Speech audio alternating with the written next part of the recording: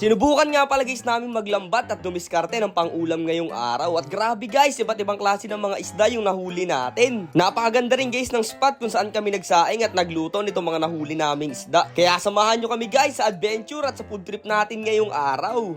So what's up guys? What's up mga kanapadaan lang? So ngayong araw nga guys, gagamitin na natin ulit yung bangka nating si Nemo. Dahil nga guys, dito kami natulog sa kubo nitong mga kaibigan ko ay wala nga pala kaming ulam pananghalian. Kaya naisipan guys namin na maglambat na lang muna. Kesa guys, bumili tayo ng mga pwede nating ipang ulam, may manghuhuli na lang tayo. Pero bago ang lahat guys, shoutout nga pala kay Palma JR, kay Yergal Sid, shoutout from Capiz Idol, solid kayo. Shoutout din kay Istorya ni Kuya Jose at kay Annalyn Gagbat. Watching from Hong Kong pa daw, mag-iingat po kayo. Shoutout din kay Nads Naitan, kay Gilimo Morse, kay Jess Salinas at kay George Jong Egloso. Shoutout sa inyo lahat from Puerto Palawan. Yung ibang shoutout natin guys sa sunod na video na lang, kaya mag-comment na kayo ng mga gusto nyo ipa-shoutout. At sa mga solid followers namin dyan guys, palambing naman sana at kahit isang like at share lang sa video na to ay malaking tulong yon. Habang nagbabangka nga guys kami papunta doon sa paglalambatan namin, may nakita kaming kumakalabsaw dito sa gilid at may ibon pala guys na nahuli dito sa lumang lambat. Hindi ko nga guys alam ang tawag dito sa ibon na to, pero ito guys yung biglang dumadagit na lang ng mga isda tapos ayun mabilis din lumilipad. Comment nyo nga guys kung alam nyo ang tawag sa ganitong klase ng ibon. So bali nga guys, papakawalan din natin yan, hintay lang nating matuyo. Medyo nabasa kasi guys yung pakpak niya at napagod siya, kaya pagpapahingahin muna natin. Nakarating na rin nga pala guys kami dito sa paglalambatan namin at sana nga guys may mahuli tayong mga isda. Sana may mga isdang nakasilong dyan sa mga puno na yan. Bali nga guys, ang kasama nating tropa ngayon ay si Angelo, si Miguel at si Balong. Ayan guys, yung mga pogi nating tropa. Kasama ko rin nga pala guys ngayon yung tatay ko at yung mga kaibigan niya. Siya kasi guys ang nakakaalam kung saan marami kaming mahuhuling isda. Pinilit nga lang guys namin sumama yung mga yan dahil medyo malayo talaga to. Nagtatrabaho kasi sila dun sa ating palaisdaan, naghuhukay sila dun. Pagkapandaw nga pala guys namin nung lambat ay eto nga pala yung nahuli namin. 2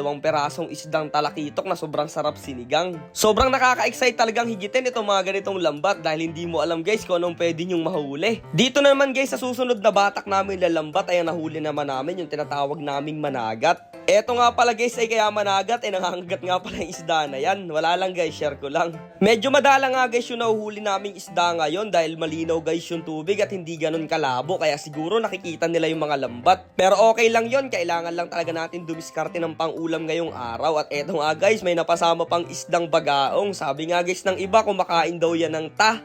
Basta guys, alam nyo na yon. Pero mukhang hindi naman kasi napakalayo nito sa mga kabahayan. At nakahuli pa rin nga pala guys kami dito ng isang native na tilapia. Ayan, sobrang sarap guys pag native yung tilapia natin. Dahil nga guys, kukunti yung huli natin sa unang laglag natin lalambat ay eto nga guys, susubok tayo dito sa pangalawang pagkakataon. At eto naman guys yung mga isda na nahuhuli namin dito. Eto yung tinatawag sa lugar namin na isdang kutaba. At sabi na rin naman guys ng iba, sniper fish daw to. Ang kadalasan nga pala guys kinakain ng mga ganitong klase ng isda, yung mga insekto guys na nakahapon sa mga puno o ugat ng mga puno, binabaril nila nung kanilang malakas na tubig na tinutulak. Sa mga gusto nga pala guys ng long video namin, mag-comment lang kayo kung anong gusto nyong gawin namin, reels ba o long video, kasi guys nalilito talaga kami kung saan kami gagawa ng mga vlog. At oo nga pala guys, gumagawa rin nga pala kami ng mga comedy reels o yung nakakatawang mga video. Sana guys suportahan nyo kahit hindi food trip at catch and cook yung ginawa nating video na yon. Para na rin guys medyo nakakatawa rin itong page natin at hindi kayo masawa sa mga catch and cook at food trip lang natin. At ayun na nga guys, nung nakahuli na nga pala kami ng pang-ulam ay nagpaalam na dito yung tatay ko kasi magtatrabaho na ulit sila dun sa palaisdaan at dun na lang sila kakain. So bali nga guys, nagpaiwan lang kami dito sa gilid.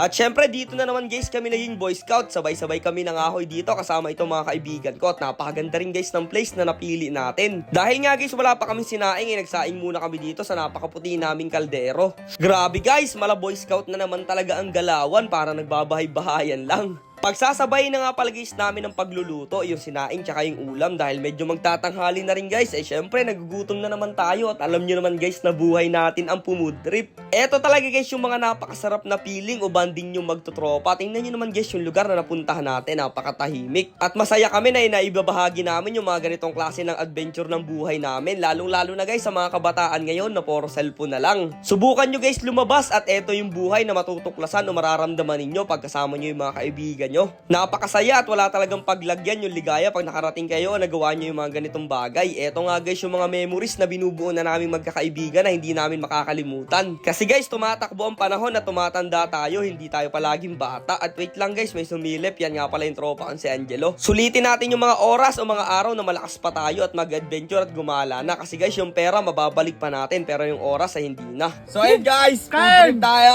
Ayan, Lord, thank you sa blessing. Kain na kami tanghalian, tara. Amen. Amen. Oh, ayan oh. Malutong-lutong. Guys, sir, oh. Tingnan nyo guys ha, kagatin natin ha. Ang tataba. Grabe. Grabe. Grabe, ang sarap. Ang ginawa nitong ulam natin ng tanghalian. Solid kayo. Guys, masarap pa rin isda na rin. Subukan. Kutabak.